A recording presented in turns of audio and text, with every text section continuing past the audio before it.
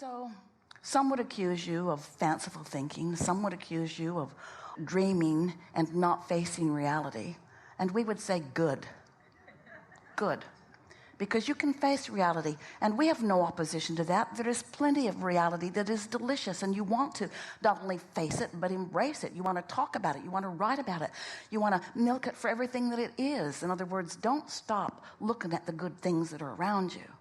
Just be a selective sifter so that you can tell the difference between promoting something that you want to continue to promote in your experience and promoting something that you don't want to promote just because it is so easily promotable. What is easy to focus upon, but that's not the genius of creating. The genius of creating is holding your mind on something that has not yet manifested and then watching it take shape in the form of your thought. So you have a real head start, because your inner being is already way out ahead of it. And that will be a big part of the theme that we will play with together, getting out ahead of it. And by that we mean getting out ahead of what is in more and more moments in time. Those dear hearts, those dear ones that welcomed you into this time and space. Parents, nice, well-meaning people, mostly. So your mother believed something. We won't go into why. She just believed it. And because she believed it, she talked about it a lot. And because she talked about it a lot, she kept it active in her vibration, so it was her point of attraction. And because it was her point of attraction, she manifested it. And she manifested it, and then she talked about it because she knew it was coming, and when it came, there it was. So she talked about it because it made her feel very wise to have predicted it, and there it is. And you witnessed her talking about it, and you witnessed her manifesting it, and so you believe too. Even if it's something you don't want, you still believe it because you saw someone perform the awareness that law of attraction creates what you think about. You get what you think about whether you want it or not. So many people are so realistic and so busy facing reality that they are pretty sure that because they've seen it, that then it must be true, naturally. And because it's true, then it must be probable for all. And we say, oh, that's the variable that most humans aren't aware of. It's only probable for those who have an active vibration about it, you see. That's the fun, that's the genius of mastering deliberate creation, is that you don't have to talk about it just because others do. And you don't have to think about it just because others do. And you don't have to believe it just because someone is living it. You get to choose all of those things. You get to choose what you believe. You get to choose what you make true. You get to choose what you make true. You are already choosing what you make true. And so, because you create your own reality, and because you have an inner being who is so beneficial to you and so aware of who you are and so rooting for you to have the things that this life has shown you that you want, you have a tremendous advantage because this is a really important thing to get hold of. One who is connected to this stream of who you really are, one who's in vibrational sync, in alignment with the energy of your source, that ever-expanding energy, expanding because of the choices that you are making.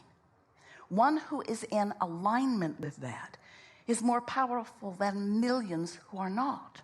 There is no comparison between the point of attraction that your inner being holds and is, and that of most humans, because your inner being does not split energy. Your inner being doesn't say, well, they want this, but they think about that. Your inner being simply says, they want this, and therefore it is. Therefore it is. So when we say to you, ask and it is given, we're not kidding even a little bit. When your life causes you to ask, there is a vibrational response to that asking that is immediate and magnificent. You just got to find a way of tuning to the frequency of that. And we know it's a little tricky because your life has caused you to know what you don't want. In fact, that's the whole reason you're asking for this. So it is logical that what you don't want would be a stronger, more active vibration. After all, it's something that you're witnessing. It's something that you're experiencing. It's something that people are talking about. We get it while it feels bigger, but it isn't. We get it while it feels more real, but it isn't. We get it while it feels more powerful to you, but it is not. It is flimsy and weak and nothing more than the bouncing off place to who you really are and where you're really going. So you've got choices all day, every day, in every moment of every day, in every waking moment. You have the choice of focusing in the direction of what you have manifested in your vortex or what is manifested around you in the physical. And we got to say to you, what's manifested in the physical, thoughts that have turned to things, that's old news. That's like gum that you've chewed the flavor out of. It isn't really what you want to give your attention to. It isn't where you're going. It's where you have been. It's where maybe you might think that you are. But when you take the whole of who you are, when you see the whole of who you are way more than what's manifested so far. In fact, you are so much more than what you think has manifested so far that your inner being spends no time focused upon what you think you are. Your inner being only focuses upon who your inner being knows you to be. And the component of what you're asking for, the component of your continuing fresh new desires is the largest part of all of that. We've just described to you the evolution of all species. We've just described to you what puts the eternalness in eternity. We've just described to you who you are as a creator. You just have some choices to make, and this is a wonderful opportunity while we're all together, chewing with each other. You get to decide whether you are a creator by default, which means you're observing and regurgitating and achieving a point of attraction just based upon what you're observing with very little attention to how it feels when you observe it, or whether you are a creator, a deliberate creator, a deliberate creator. So step one happens without you knowing it does because the contrast that surrounds you causes you to ask. Step one. Step two is, as we just described, when you ask, your inner being and all those cohorts that hang around there, cadre of pure positive energy, you want to call it God, we want to call it source, you want to call it God, we want to call it inner being. You can call it whatever you want, but it is source energy and it is all over what you care about. Step two, you ask and it has been given. It is given in the moment of the asking. Step three, that's where you get more intentional. That's where you choose thoughts that match what you want rather than thoughts that justify why you don't want what you don't want.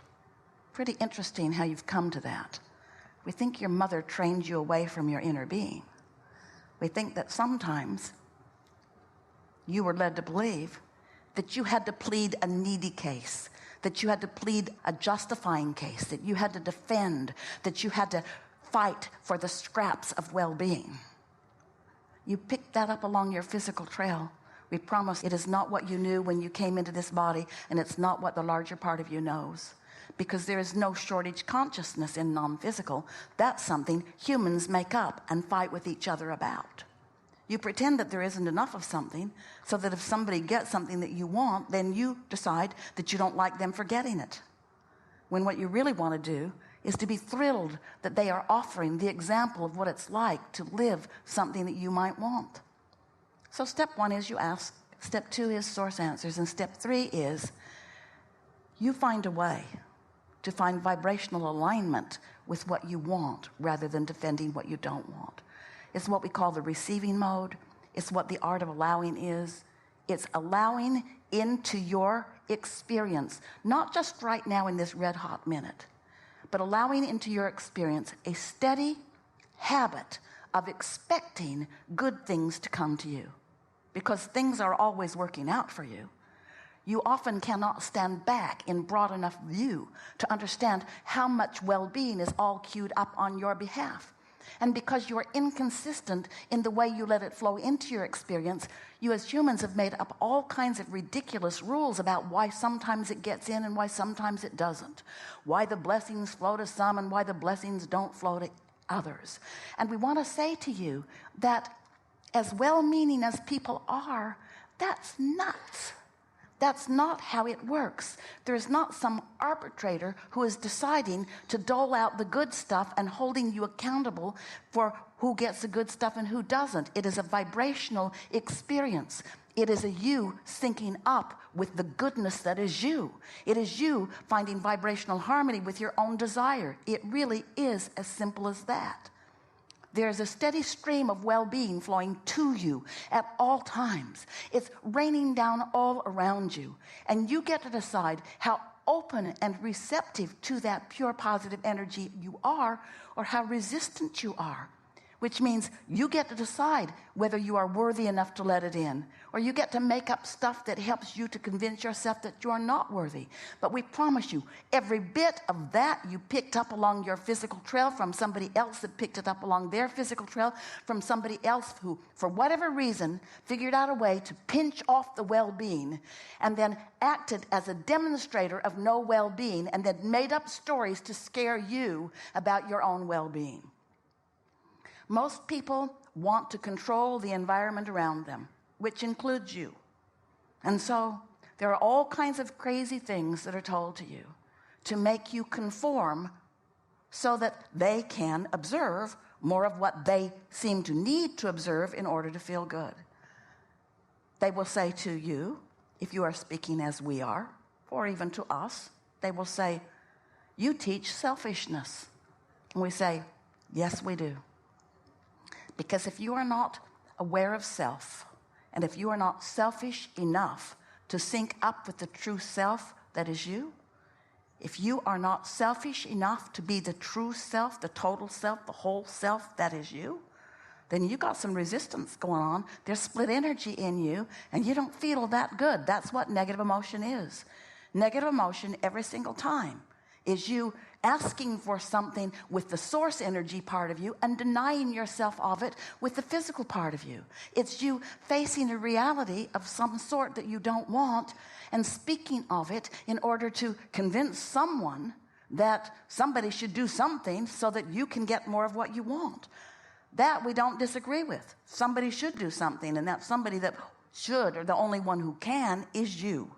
You are the only one who can come into vibrational alignment with your own inner being. We know it's nice when there are lovelies around you who stand on their head. You think it's nice to please you. But in the long run, it doesn't really help you because they train you away from your own ability to focus yourself into the alignment that you want. In other words, if someone's always behaving in a way and all you have to do is observe them, then you get pretty lazy in your observation. And when you're lazy in your observation, then you are most often full of vibrational resistance that is holding apart from you things that you want. And then you make up stories about why that is so.